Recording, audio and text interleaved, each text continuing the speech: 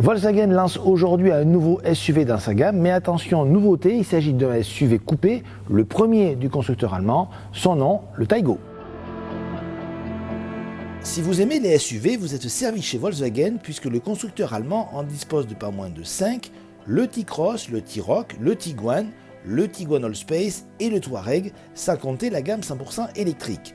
Aujourd'hui, la firme de Wolfsburg élargit encore son offre avec le Taygo, son premier SUV coupé. Même si ce type de carrosserie était habituellement réservé aux marques premium, elle tend progressivement à se développer chez les généralistes, à l'image de Renault et son Arcana, mais ce Taygo représente le premier SUV urbain coupé du marché.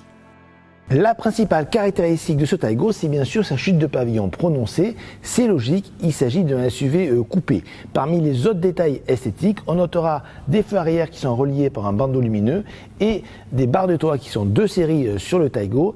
Enfin, dans les détails, si vous choisissez les feux Matrix LED, vous aurez également un bandeau lumineux entre les deux projecteurs, ce qui n'est pas le cas avec des feux traditionnels à LED. Long de 4,27 m, le Taygo vient donc chapeauter la gamme des SUV urbains de chez Volkswagen en étant plus grand que le T-Cross, 4,11 m, mais également que le T-Roc à 4,23 m. Il diffère aussi de ses cousins par une hauteur réduite à 1,56 m.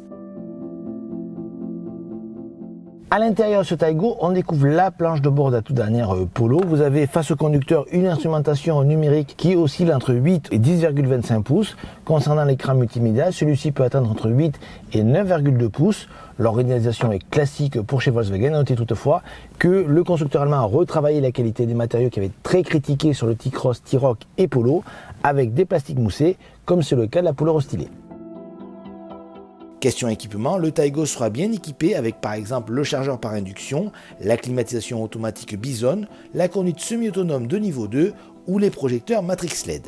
Bon point également concernant les aspects pratiques avec un coffre généreux de 438 litres, soit une contenance quasi similaire à celle du T-Roc. L'habitabilité arrière est bonne, que ce soit au niveau de l'espace aux jambes ou de la garde au toit qui n'est pas pénalisée par la chute de pavillon. Il faudra toutefois composer avec un imposant tunnel de transmission. Sous le capot, le Taygo sera uniquement disponible en essence avec les TSI 95, 110 et 150 chevaux. Le Volkswagen Taygo arrivera en concession en janvier 2022. Les tarifs sont compris entre 23 380 € et 31 720 €. A noter enfin qu'une série de lancements sera également disponible.